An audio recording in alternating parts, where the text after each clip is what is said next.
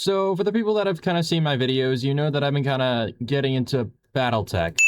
You know, even though I'm technically 40 years late. Because I didn't exist. I'm not old, guys, I promise. So naturally, I have been doing more research on it, and then my friend, who was in my last video, recommended that I watch this person called the Black Pants Legion, because they explain about a lot of lore and all their kinds of stuff. And as someone who really enjoys lore for stuff, I was like, oh, hell yeah, I'm gonna check this out. And I was like, you know, I should make this as a video, because I don't want to edit shorts right now. I just don't. Anyways, so, yeah. Enjoy the video.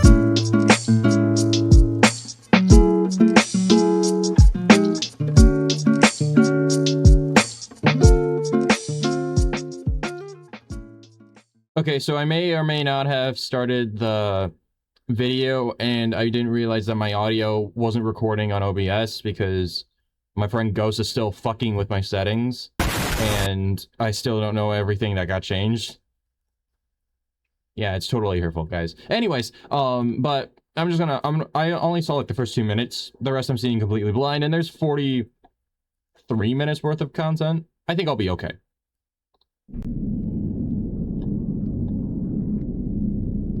Hey there, folks. Tex Hello. of the Black Pants Legion here, and it's time again for Tex Talks Battletech. The Black Pants Legion Institute in its, classroom was, Classroom? Who? Damn. Damn. Damn. compromised. But don't you just worry yet. I called in some favors to keep the clanners busy for a while. I stand here claiming this land and its That's kind of a tiny contents mech. in the name of Clan Smoke Jaguar. Today, this day, I swear vengeance upon the Black Pants Legion. Ein Fußball! Germans. Das ist nicht What kind of, is that a, what mech is that anyways? das, das uns versprochen wurde. Wir werden getäuscht. Oh, ich habe ein Tor geschossen! Alles bezeugt. Das hatten wir gefahren. It is funny though. But hey, those Steiner scouts will help as best they're able. I don't think they're the smartest, are they? Yeah, no, they're not smart. I did put some of your tuition money into it. Fuck you. I need that in case the VTuber career doesn't work out. Come on. Like, can we talk about this? Why my money of all people? You could have done anyone else's. Why my tuition money? I don't have any anyways. Delete Clanner's escrow account with the MRBC. Those fun bastards will be paid for their services. By bastards, I mean the Steiners, not the Clanners. Clanners don't even know what money is anyhow. Have you seen how they dress? Gross. I rest my case. So anyways, if you will excuse the mess, we're going to be doing the lecture from our drop ship for the time being. And Okay. I'll say this much. I have a new place lined up and we'll get there soon enough. Until that time comes, though, I suppose I owe you guys a lesson for your money.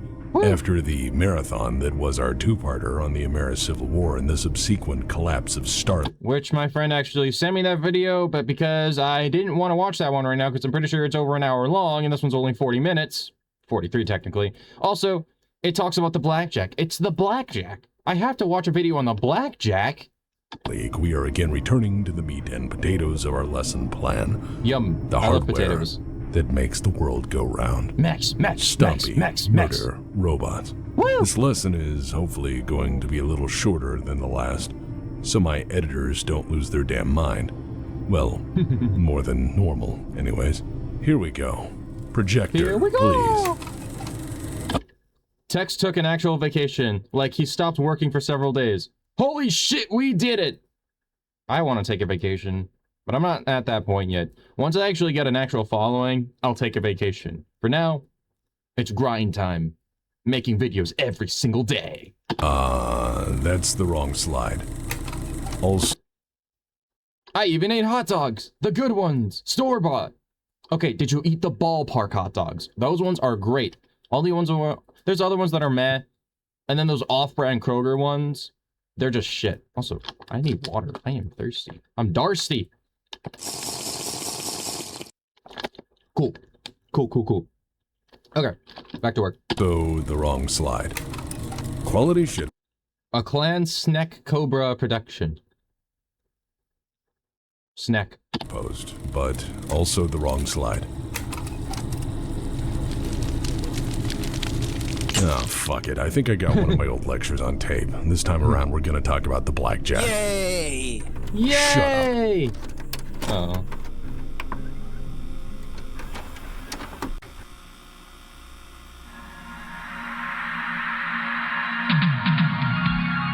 Whoa. Comstar home video. You have no choice. When have I ever had a choice? I play Helldivers. We don't get choices.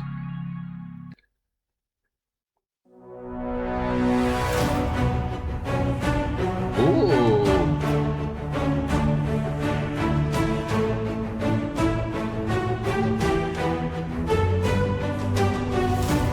This is a sick intro.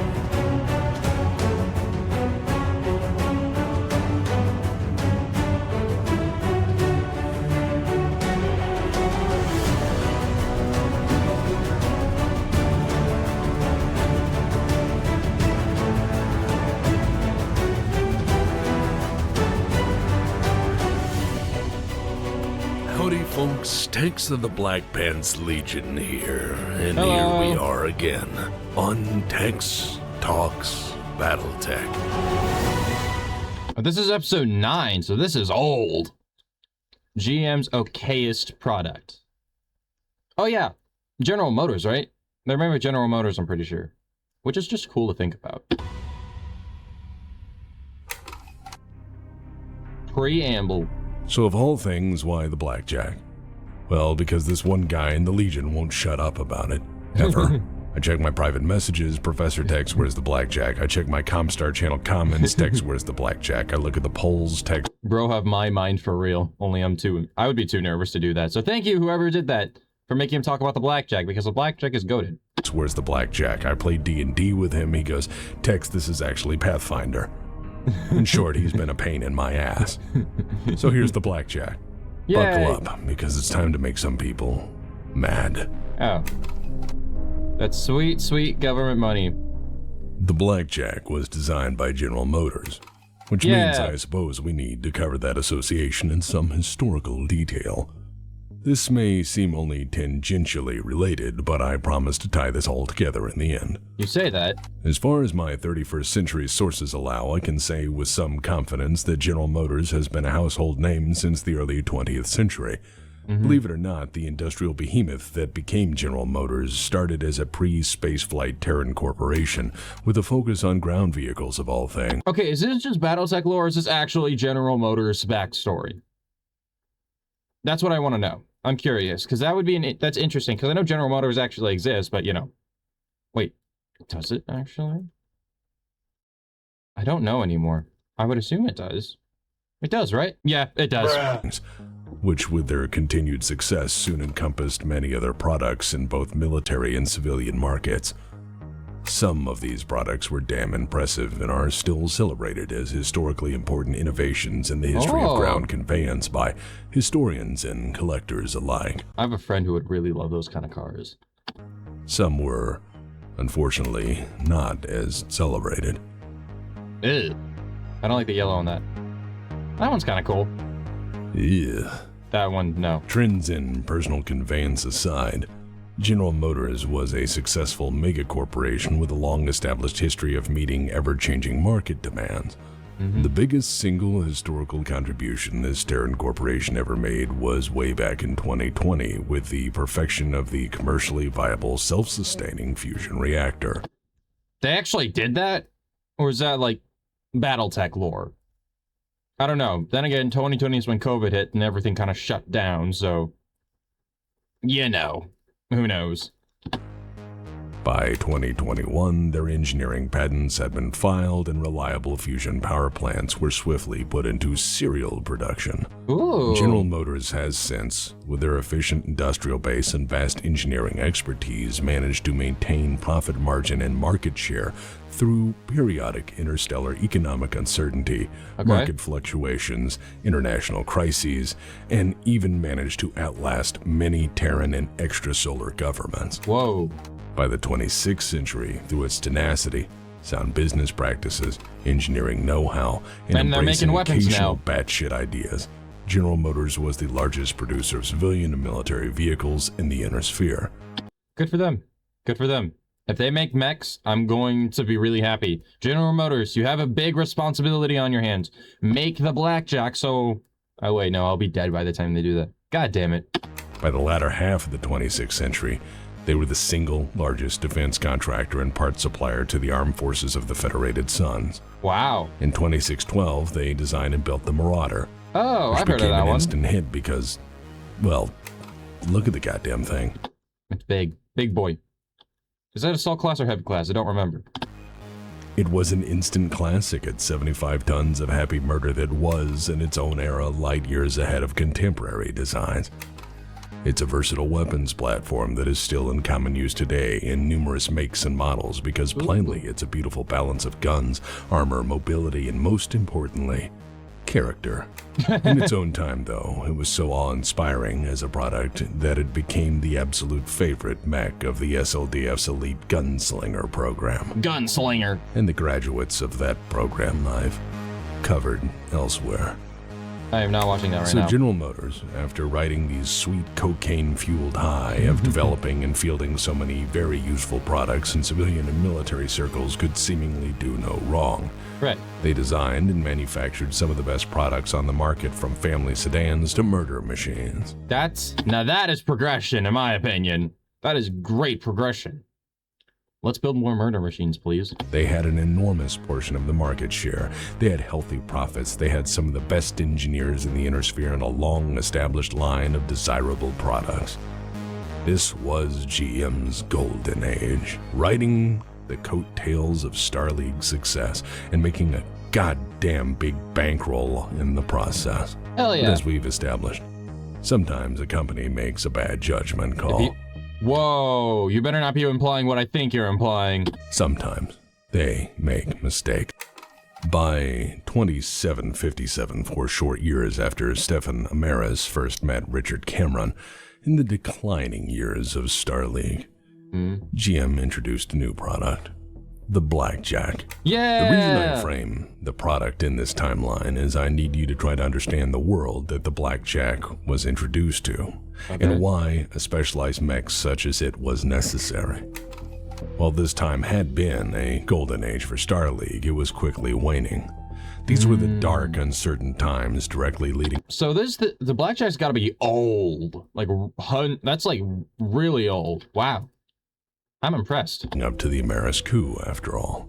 Cracks were emerging in the once mighty Star League, and war would be coming far before anyone other than Amaris was expecting.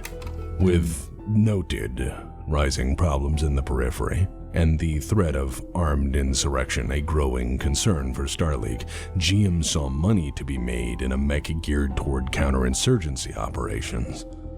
After all, the Star League would greenlight any design focused toward security and policing duties, doubly so if it were a dedicated counterinsurgency platform. Look at all the mechs. GM had the engineering expertise, industrial tooling, and technical aptitude to roll out designs rapidly, and a history of successfully bidding for large defense contracts. So, in record time, from prototype to finished product, that Blackjack was born. Okay, so it was a bit of a rushed project from what I'm hearing. Probably like a TIE fighter, if you will. Like really not meant to be the biggest, strongest thing, but also meant to be like cheaply produced because they're in the middle of a fucking war and they need the numbers. I could see that. GM was gambling on making a quick buck before the market turned, for they had done so profitably for generations now. Oh, the Blackjack was supposed to be an easy payday. At its core, the Blackjack prototype in the initial production run was engineered as an optimal dedicated solution for specialized operations against people doing their best to conduct asymmetrical hit-and-fade warfare. In short, it's a weapons platform designed around the following principles. Okay. 1. Wait until the dirty protesters, hippies, rock throwers engage your forces. 2. Shoot them.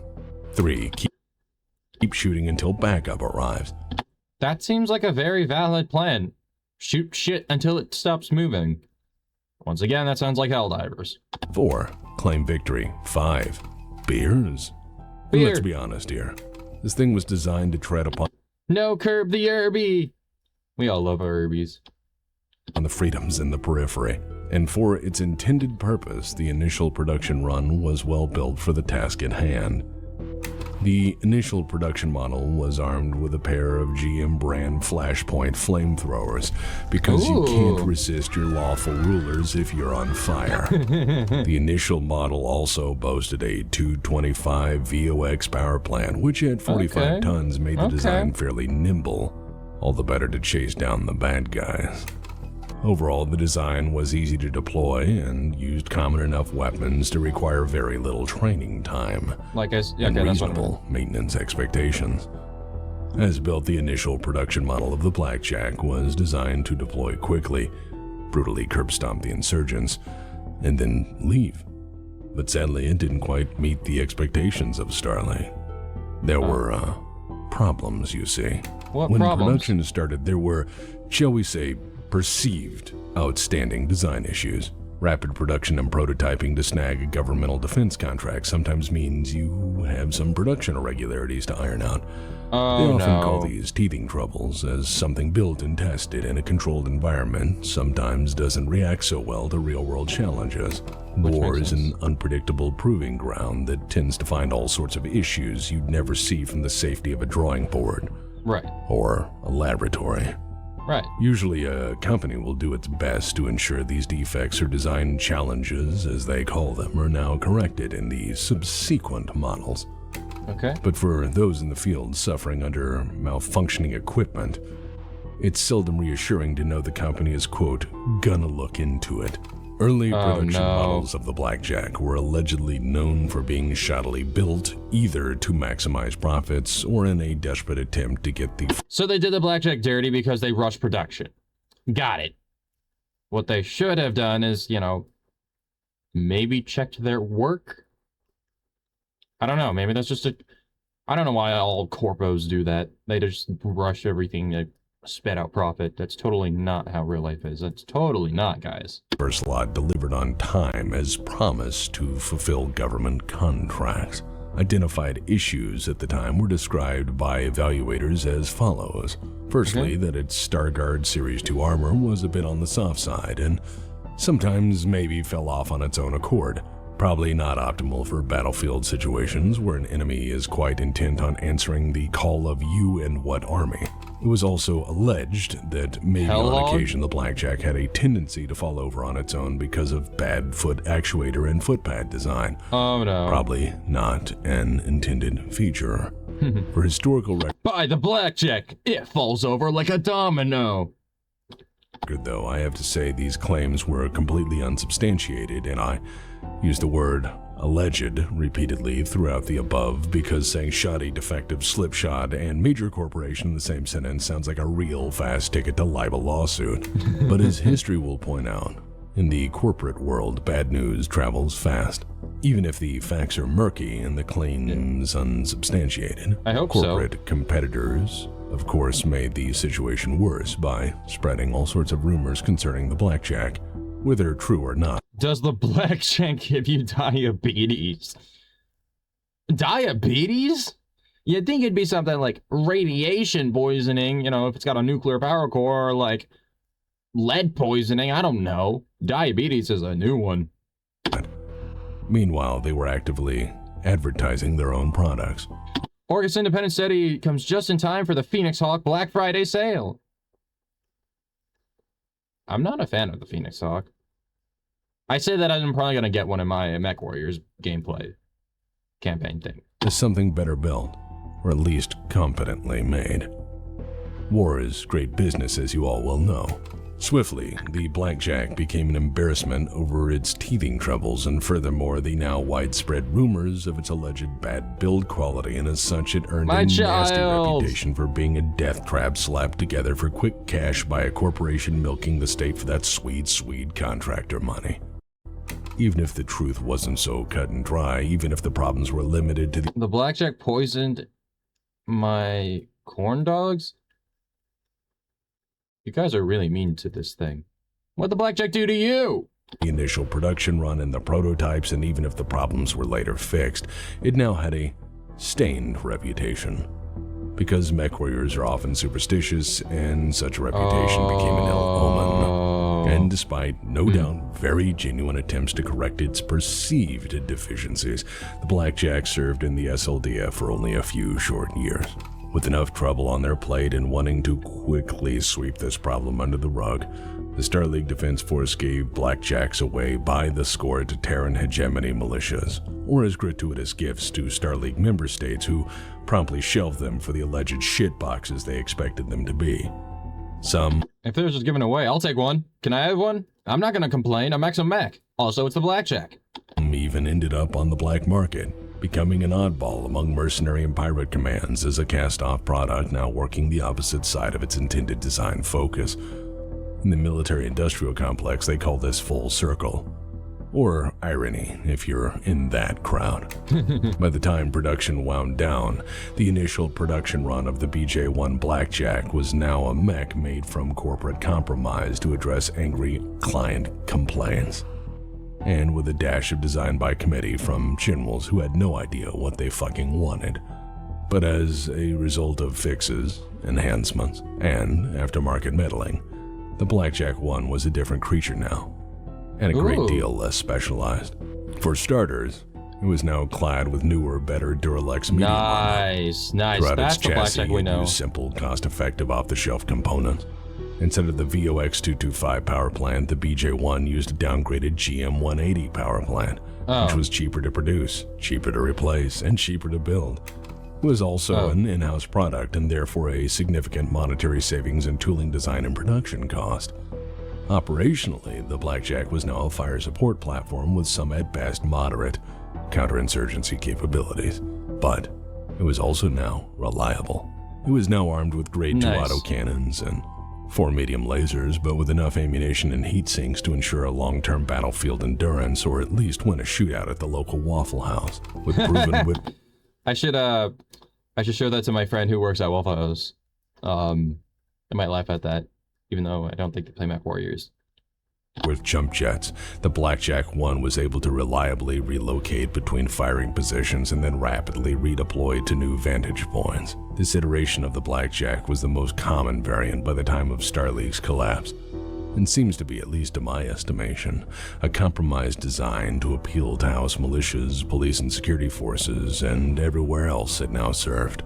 Everything in this main production run model was designed to be simple, reasonable, and, most importantly, cheap as possible. Still, nobody seemed to want it, and it couldn't shake the stigma of being a flawed prototype run put rapidly into production years earlier. In general, I still want it. You got one loyal supporter here.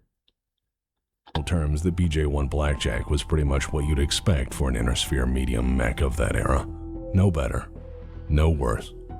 Unfortunately, with its history of issues, it would be relegated to a quiet corner of history, at least for a time. When the successor states decided to have a hoedown with nuclear weapons, which we will cover when I go over the succession wars in detail, one of the many casualties was the Blackjack production line in 2796. Oh, damn. Damn. I knew that, like, in the succession wars, everything got glassed of shit, and including production plants, but... Damn. You hate to see it. Not many even noted this event, and it hardly made much impact in the greater scheme of things. After all, seemingly everything was blowing up these days. GM didn't seem to mourn its loss. I can just imagine someone, like, reading the newspaper and like, oh, honey, did you hear about the Blackjack factory blowing up? And then they're like, meh. You got the Centurion factories, you got the Atlas factories, you got the food factories all blowing up. It's just another Tuesday. Considering it a net gain from the point of an expedient insurance claim. With the Blackjack production lines rendered into a crater, the handful that were left still holding that somewhat bad reputation for its early production alleged design defects, were by now squarely in the hands of militia units or used as cheap equipment for people who couldn't mechwarrior good. The bulk of the surviving Blackjacks ended up with the Federated Sons and the Capellan Confederation. Ascarita. Capellan technological challenges Fuck the Capellans. I'm gonna say that every time the Capellans come up. and logistics problems resulted in the design barely being used, with many of them no doubt ending up in scrapyards or thrown away to Capellan loyalist mercenary units in lieu of actual payment. Davion, being the noble-minded and thoughtful folks they were, decided to use them. After all, they were mostly free, and mechs were becoming quickly a limited resource, with the succession wars, of course, nuking anything bigger than an anthill.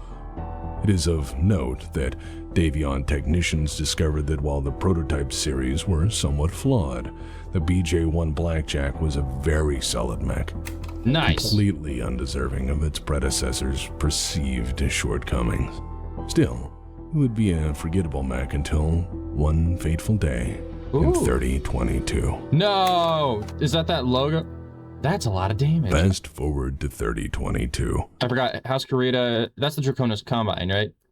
Damn, I didn't think about that. I was thinking of the Federated Sons one. I don't know. Which one's House Karita? I don't remember. I need to watch more videos.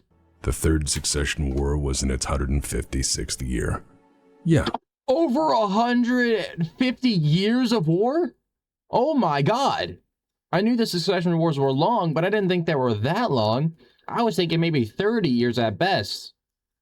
I am stupid. I said that correctly. 156th year. The Inner Sphere tends not to forgive or forget easily. The Inner Sphere also has an inexhaustible capacity for making war, hating their neighbors, and of course a stubborn willingness to tear down civilization itself just to ruin somebody's day. Also, it probably doesn't help that the massive weapons and munition stockpiles built over the course of hundreds of years of relatively stable Starleague government were now being used to produce everyone's favorite reality TV show, War Crime O'Clock. The Third Succession War was now a low-intensity conflict that started with the classic Comstar fuckery pushing the great houses into a series of pointless border wars. Cultists? Border wars that occasionally flared into gigantic meat grinders of incalculable human suffering. Lovely. By now, the Inner Sphere had transitioned to a true set of neo-feudalistic states, each still claiming the status of First Lord for various dubious reasons. By this time, war had changed. Couldn't resist. But seriously, war had now drastically changed. Warships were now all gone, save for a few private holdings and, Comstar, and others still, well, that's a subject for another time. Sustained post-Exodus losses, jump ships were now far too expensive to risk in foolhardy operations and very difficult to replace for even great house militaries. By this point, any remaining high-technology assets were accordingly spent very carefully. Fair enough. It was an era of sustained, low-intensity conflict, which translates to quick brush wars, cross-border raids, and small unit skirmishes. Okay. In 3022, there was this nut named Mercer Revan? Fuck it, isn't it? Darth Revan. Revan? Now I'm doing it, damn it. His name is Mercer. Different Mercer. This one's not on a pedestal. This guy was a bold captain for House Kurita. Being a bold captain for House Kurita means that he has a lot of style and swagger, and as well a favored tactic, the charge of the Horde. So Leroy because Jenkins. This is House Kurita, the charge of the Horde was as dumb as you think it is. Yep. Keep in mind, this was the Succession War era, and again, large and powerful battle mechs were expensive assets that maybe couldn't be replaced. Because factories had a tendency to disappear when nukes are seen as a natural response to you and what army. This leads into the genius, or supposed genius, of Captain Mercer. So to the point, the charge of the Horde. What is it? So the theory went like this. It's just a theory, a game theory. I'll see myself out. Huge numbers of small, crappy mechs, and just overwhelmed defenders. Either you get them to run out of ammo, or you get them to overheat, or you annoy them to the point to where they just leave. If any of the above happens, you effect a victory and claim what honor and glory and land you've won. In theory, anyways. This tactic was principally designed to also grind through useless pilots to find useful ones for higher tier positions. This is how Kurita promotes people. Kill the dumb ones, reward the cunning, or crazy. Rinse and repeat. Also, it should be noted that the hordes of cheap battle mechs were easy to replace, and made the captain look pretty good. On paper, anyway. It should also be of note that paper generals tend not to do well. It is also of historical note that Captain Mercer was a grade A idiot. So we have a weird Kurita captain with a dramatic flair for bonsai charges. I'm not making this up. This is what their homeworld looks like, by the way. Yeah. So now that you understand Kurita, we can tie all these little pieces together. Lovely. On Josa 7 in 3022, a Davion defense militia found itself under attack by a goddamn horde of light mechs swarming them from every possible direction. Oop. The militia was outnumbered, cut off, and in full panic mode. They had little practical military experience, and were pretty much expected to run or die. But what they did have were blackjacks. Nice. They weren't professional soldiers by and large, but Davions being Davions, they're noble to a fault. So instead of surrendering to the screaming horde of Kuritans descending upon them in a mass bonsai charge, they decided to see what this blackjack thing could do. Oh god. That's them for you. That's Davion. I will say I'm a little unhappy that House Kurita's the one that's promoting the blackjack and using it well, because I don't like House Kurita. They're like the faction I target the most besides the Capellans, but it is what it is, I guess. And what they did was surprisingly effective. They formed a firing line and went full auto. They stood their ground and went DACA. Nice. Culling targets, focusing fire, and engaging the enemy at maximum range. As it turns out, grade 2 autocannons have a lot of accuracy and they reach out really far. Good to know. And as it turns out, the Blackjack 1 carries plenty of ammo. Amazingly enough, the Blackjack has superb battlefield endurance and plentiful fallback options for medium-range combat. And by luck and ballsy resistance. By the end of the day, the Davion militia blew Kurita off the map. The horde was defeated soundly, and the local defenders found themselves quickly elevated to the esteem of the Davion military hierarchy. They were overnight heroes. Here, a simple Davion militia using old mechs everyone hated had stood their ground and using basic tactics had completely trounced the opposition with one simple trick. Shooting them until they stopped moving. This defense was so highly celebrated that it essentially broke the stigma of the Blackjack overnight, and as a result, it fostered a renewed interest in the design. Yay! People started to talk about the Blackjack as something more than an old design to give to nobodies. It became something to give to defenders, to militias and reserve units. It became a mech that could serve in any situation where you needed enormous volumes of fire to pour out on the enemy like an army of angry flying monkeys. The Blackjack became a rising star in the world of mobile warfare and enjoyed a good run of rising popularity among the great houses and mercenaries alike. After all, something that embarrassed Kurita had to be worth the price of admission. What makes a blackjack anyhow? What makes a blackjack a blackjack? I guess this is where we get to the technical crap. Fine. Let's go. The prototype Blackjack was a fast mover, with a Vox 225 power. There's no real R for the BJ1X, so we'll pretend this BJ1 has flamethrowers. Good to know. Are planned and relatively lightly armed with 4 medium lasers plus 2 flamethrowers just to burn people who showed up. Nice. People like protesters, hippies, insurgents, whatever. It was a counterinsurgency platform, a fast mover, and had a generous number of heat sinks. However, being rushed into production as stated, it acquired a nasty reputation. Right. The Blackjack 1. BJ1. What can we say about it? Well, its principal design is DACA. That's one. The bog standard Blackjack isn't fast. but it is versatile in the I'm going to fill you with bullets department. Dual autocannon 2s will make short work of anything smaller than a Blackjack, to include planes, birds, helicopters, tanks, jeeps, insurgent squirrels, technicals, taco trucks, power armor, scout mechs, and some larger dogs in the periphery. Okay. And the occasional protester. Jump jets lets it boost its way into trouble and out of trouble relatively swiftly. With a downgraded 180 series GM engine, it was cheap to make and cheap to maintain, but also a good deal slower than the prototype. Davion couldn't wait to give their Blackjack a little something extra. Ooh. After the events of 3022, the Blackjack 1DB was an interesting design change. I didn't know there was a variety of designs. I'm really behind on Battletech lore from the looks of it. God damn. Davion technicians removed the autocannons and torso-mounted lasers, and they replaced them with 2 large lasers and 6 extra heat sinks. Some would say the DB stands for DAB, as evidenced by what you can do with the twin large lasers. These What that people laser deserve do? to be pistol-whipped. Davion couldn't just leave a good thing alone. This variant was also developed in direct response to the events of 3022. The 1DC doesn't fuck with arm-mounted weapons and instead removes the jump jets to add 2 small lasers and an additional heatsink. It's a little warm. Okay, so it seems this one's a little more, I don't want to know if is it tanky? Meh. Why? Well, reasons, surely. Next up, we have the Blackjack Mark II. The Blackjack Mark II... There's a BJ2? I never knew that. I wonder if I can find it at mechwarriors. Good to know. Long range, antenna uses long range engagement, bigger pew pew. Woo! was rolled out in 3052 as the new standardized production model by the Fed Sons because, well, by now they love the damn thing. New technologies were poured into the design for the first time in, well, ever.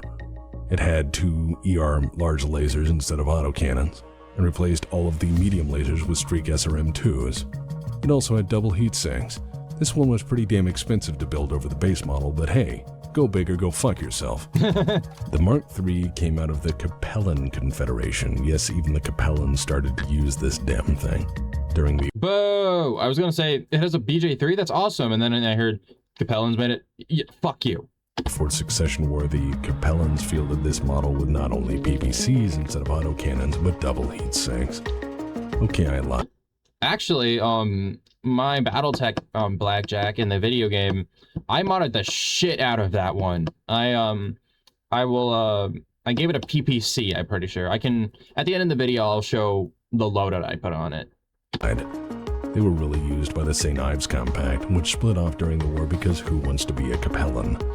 The Blackjack 4 came out of the Fedcom Civil War. It featured They're just pumping these boys out. armor with a light fusion engine, a first for the design.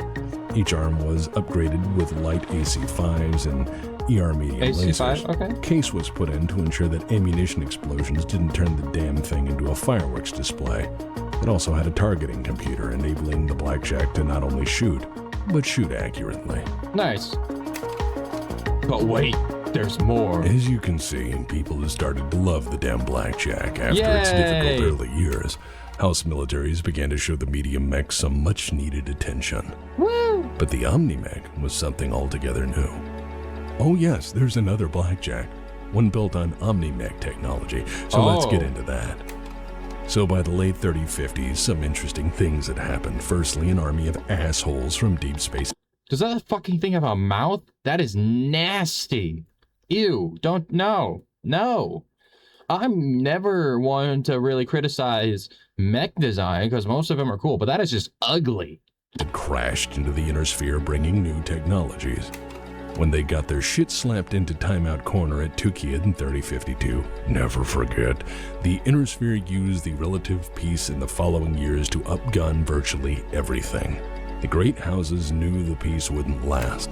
After all, they'd had 4 succession wars to figure out that nobody was going to be the new First Lord. Clanner Tech, however, was something new and glorious, and if they could unlock its secrets, they may in time stand more equal to the invaders now stalled in their attempted conquest drive to Terra. While much was lost in stopping the clan, For a time anyways, the clan invasion was a boon to the arms industry and the industrial complexes across the inner sphere. They had new toys. They had access to long-forgotten technology, manufacturing processes, and scientific discovery. All sorts of new ideas were flowing. The inner sphere even started to build warships again. And to be fair, militaries are more inclined to upgrade an old, proven system than design something altogether new. One of the mechs chosen to prototype inner sphere Omni mech technology acquired from the clan was the dear old Blackjack. So Nice. in 3058, the inner sphere built an Omni mech, which they called, originally, the Blackjack. Yeah, original, I know. Wow. The Omni mech version added 5 tons to the design, converted this. That thing is horrifying. A BJ20. 50 tons. I had a Nissan engine. I forgot that Nissan's also in this game. I still think it would be funny if, like, you just see, like, commercials where it's, like, promoting a mech. I don't know what mechs they created. And you just see the Nissan symbol. That'd be hilarious. Like those car ads you see on TV. Standard structure to Indo Steel, changed the engine out to a Nissan 200XL rated power plant, and for its size, plentiful double heat sinks. Also, the primary configuration was more or less an echo of the old Blackjack. Long-range autocannons, though this time an ultra configuration, which to the uninitiated means DACA squared. Behind that is your standard I hate things and want them to die backup of medium lasers. And behind that one, of course, is the old counterinsurgency special of machine guns, mini. With the Omni mech upgrades, though, the Blackjack has some wild possibilities. Namely, the ability to hot swap things out in omnipods. You can do whatever the hell you want with a Blackjack now. Want a dedicated fire support platform? Okay, replace the arms with LR. Intended use. I didn't say. Make people forget it's a Blackjack. God, that thing is horrifyingly, terrifyingly insane. Rim launchers. Want to hate people with kinetics? Gauss rifle it up. Want to shotgun all the things in a general area? LB-10X autocannons. There's PPC variants, ERPBC variants, even clan tech variants. Hell, they even used one as an experimental test bed for PPC capacitors, light PPCs, and whatever else they could cram in. In short, let's get into what the Blackjack is. A summary. The Blackjack is a great example of what Star League era designs were, and with Omni mech upgrades, what they can still be again. Taking something with a fixed purpose like an uncomplicated, robust counterinsurgency mech and militia defense operations stompy pod, and through trial and error, slowly turning it into an affordable, versatile Swiss Army knife. Nice. Also, the Blackjack serves as a warning of what happens when someone That's the Battletech menu. Blackjack is so cool, guys. invades with a higher technology level. If you lose, you only sharpen the spears of those you intended to conquer. Oh, we're still going.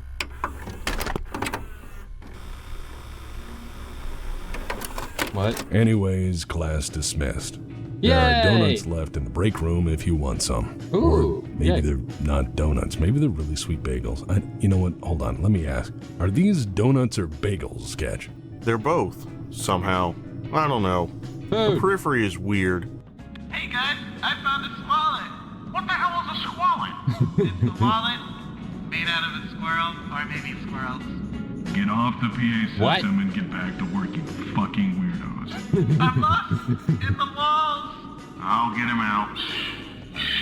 It's still alive. All right, everybody. Looks like we're pulling up on our next campus location. I got a good deal on a rental space. I happen to know a guy who works there.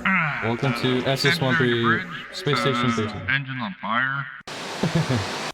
Hello there, boys and ghouls. What? This is Dr. Spoopington here, Huh? coming at you broadcast delayed from the deep, deep, deep, and very spoopy periphery.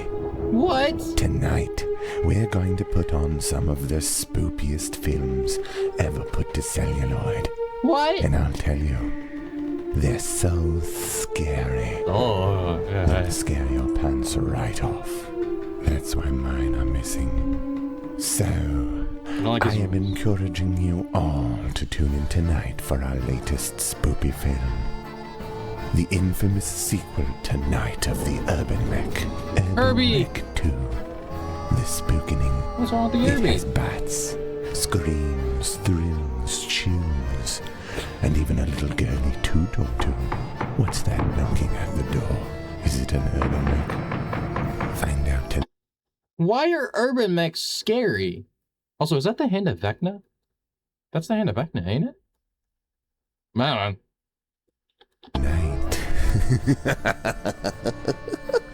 Ew.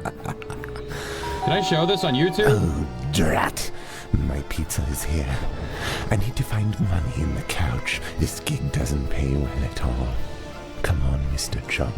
We must find coins to pay the pizza slave so that we can feast for our theater. Yum, pizza.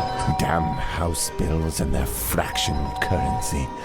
I'll be there in a moment, wage slave. Calm yourself. I am Dr. Spoopington, and nothing gets between me and pizza. Tonight on WBPL 76. What? Greetings, fellow adventurers. Tune in tonight to WBPL 76 Am I getting hit with ads? for yet another episode of our ongoing Celebrity Tabletop series. We're playing Dungeons & Dragons 833rd edition, the best Whoa. one yet. Tonight, we play a little module I wrote called The Pretty Princess's Tea Party. Little do they know the princesses are all kobolds, and the tea is poison. Few hours later. I cast Fireball. The homeless man erupts into flames, screaming, "Why did you do this?" Because I'm Sorcerer Duncan Fisher. I'm mysterious and dangerous. He knew what he was in for. I came to watch about Battletech and now I'm watching Dungeons and Dragons. What is going on? I'm here for it though. Also, he smelled bad. Yes, he did. But now he smells like smoke and agony. A short while later, perhaps investigating the hobo smoke cloud, a goodly paladin approaches from the road. He rides a white steed I and cast wears Fireball. gleaming gold armor. You sense he may have a quest for you, and that he is truly very good, and that... I got this. I'm a sorcerer. I control the mysterious, vast energies of the cosmos. Oh, no. I weave the tapestry of the world into shocking displays of power. Let's see here. Let's see. Oh no. Do I know the spell Horse Explosion? What? That's not a spell at all. Okay, well, let's see here. You said a goodly paladin and his white horse, right? Yes, as he approaches, he hails you. Noble traveler, he begins, and unfurls a missive he's been carrying for some time. Boring! I cast Fireball. His horse I love this fucking game. So, tune in tonight as murder hobo Duncan Fisher goes town to town using his master of magic to kill the hell out of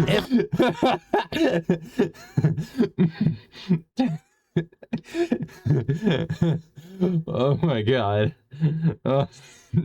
Murder hobos. I tried DMing for my siblings one time and they turned into murder hobos. So it can... Damn. every living thing he comes across. It promises to be very exciting indeed. I cast Fireball. Hey, Discount Dan here, straight from the periphery into your stupid face, and have I got a deal for you? Do you have a problem? A problem that can only be solved with murder? Well, come on down to Discount Dan's Gently use Mech Emporium and find mercenary insurance. Mind your own fucking business at LLC. I'm down. Use Mech Emporium and Fine Mercenary Insurance, LLC, Limited, a joint stock holding company owned by Mind Your Own Fucking Business. We have the wildest array of gently used, refurbished, secondhand mechs, and I want to pass these crazy savings on to you. Maybe not. We got big mechs, small mechs, light mechs, heavy mechs, clan mechs even, mostly, somewhat, maybe. You got clan tech? Wow. Look, you put enough parts on a catapult, there's a fucking mad cat. You don't know. You don't know because you're a trusting guy, and here I am, Mr. Trust Tester. I'm gonna test that trust as I fuck your wallet open with my greedy hands. And I wanna tell you now, all of my fucking mechs are 100% guaranteed to be ghost-free. That's right, I go through every mech with my patented ghost stick and beat the shit out of the ghost, and any old mech pilots might be haunting that mech because maybe we scooped out the bodies and dumped them into that dumpster behind the Shonies. Who gives a shit? It's a great fucking deal. Free ghost stick and ghost collection bag with every mech. I'll even throw in a free handful of chicken nugget. Yum. Not nuggets, nugget. Oh. Yeah, take a look at that, you piece of shit. It's one big ass nugget. Why? Yum. Because I care, that's why. Speaking of, chances are you're a bad person and probably run a high-risk lifestyle, aka you shoot people for money. Well, Yep. guess what? I'm gonna throw in some of my finance mercenary insurance for you. Guess what it covers? Practically everything. Stomp some babies, covered. Kick some blind dude into orbit because you can't pilot for shit, you're covered. Got Yep. a piece out of your mech in the yeet seat, leaving it to fall over on an orphanage? Covered. Fuck Got it. those kids. They weren't gonna grow up to be nothing anyways. Destroying our museum because you forgot it's an LBX autocannon? Boom. Covered. Fuck Yeah. that Van Gogh. Who gives a shit? He had one ear. One ear. Who has one ear? Do you even wear sunglasses? How do magnets work? I'm asking the real questions because I'm discount fucking Dan. Come buy some mechs. I promise they won't blow up, honest. Now give me your money, you son of a bitch. Sounds like a great deal to me. Where do I sign? Mercenary insurance is not liable for practically anything you do. Nugget TM, Yeet Seed, and cocaine are registered trademarks of Discount Dan. Cocaine? Discount Dan is not a role model or spokesperson for MRBC. By listening to this message, you are agreeing not to press charges against Discount Dan. Discount Dan is not a real person. Discount Dan is your god. Worship Discount Dan. Got it. How long have you been sitting here? I just need to make my video, as cool as the collection. What about... And here we are at the end. Firstly, Red, you're welcome. Disclaimer, Tex is not claiming that he owns any part of Battletech. This is all for the purpose of parody or education. Where's my goddamn... Battletech is owned by about 500 people. I try to find who really owns it, and I realize the answer is that a shitload of corporate lawyers. maple syrup. Secondly, Don't editor... sue Tex. Tex has no money. If anyone inquires, I'm looking to blame this all on lots of drugs. Thank you for not going insane yet. Thirdly, thank you, No, this is the work of an opinion from an asshole. Sarna, for being a great damn wiki. Competently Give it written one. and not about stupid Tex is just a voice that likes whiskey. crap nobody cares about. Thank you. Thank you, thank you, thank you. Fourth, special thanks to Tuck Davion for forcing me to go on vacation, then starting a fund to make me do it, and then convincing me to actually take the money. I tried to argue with him, but he was very persuasive, Wait, hang getting on. me to actually If you're upset about or disappointed about any of this, remember, take you the paid money. for it, so this is all I your tried to fault. argue with him, but he was very persuasive, and the argument came from the heart. So thank you, sir. Fifth, thanks to Spacer, Mike G, and all the other wonderful Battletech artists who just said, let me help, and did so, and then outdid themselves. We have so many people George fucking Leodox is a whole goddamn commercial. who come forward and give all they can, really, for the sheer love of Battletech. So, thank you all very much. Sixth, thank you, Richard, for sending me German whiskey. I tried to say no, but then you insisted in your German way. He's That is kinda to say, I rambling thought a you were little going bit. to invade. Are we still So going? I took the whiskey. We are still Also, going. wrapping the whiskey in Battletech unit sheets is a total Chad move. Well done. I'll have to try And that. last but not least, special thanks to all the glorious bastards who have given me... Is there like a Battletech whiskey? Like I know there's Star Trek alcoholic drinks. Is there like a Battletech whiskey like that mech pilots drink? Like Battletech alcohol? Ooh. Mental note, even though I can't legally drink. the increased access to Battletech source And no, I'm not a minor. Don't ask. books, art, and history than I could ever have managed on my own. You keep sending me stuff to work with, meaning now I gotta cover everything. Speaking of covering everything, Goat's now going to entertain you people with some fine periphery music. If you want to find his shit, check below in the description. Pay him. Okay, that's enough. This is just going off on a rambling tendency. So, yeah, that is going to be it. That was really informative, and that was pretty cool. I'm not gonna lie. I learned a lot. Yay, the Blackjack became awesome again, and holy fuck, I didn't know there's that many mods. Alright, before I end today, I will show you all my Battletech Blackjack. I don't remember what it looks like. I haven't touched the game in a while, but I'll have to open it up. Look at her. Look, it's a beauty, ain't it? Also, this paint job is so outdated. Oh yeah, that's me, by the way. I got injured. I don't know how, but I got injured. Let me see. Go to refit. Okay, so this is my Blackjack. Yeah, I modified the shit out of this. See, we got a random leg mod. I don't remember what that does. Medium laser, decent amount of heat sinks, a shit ton of jump jets, a machine gun, and a good old-fashioned PPC. Look at that. I did some really wild things to this fucking thing. Crazy, ain't it? I also maxed its... Did I max its armor? I don't remember if I maxed its armor. I think I maxed its armor. Well, look at it. Look at it. Look at the cool fucking thing. And then I got a bunch of other shit. I got a Vindicator, got a catapult. Oh, I do have a catapult. I got a Shadow Hawk. I have a Jaeger mech? Where'd I get a Jaeger mech from? And a Centurion. You gotta love a good old-fashioned Centurion. Alright, that's it for today. I hope you all enjoyed the video.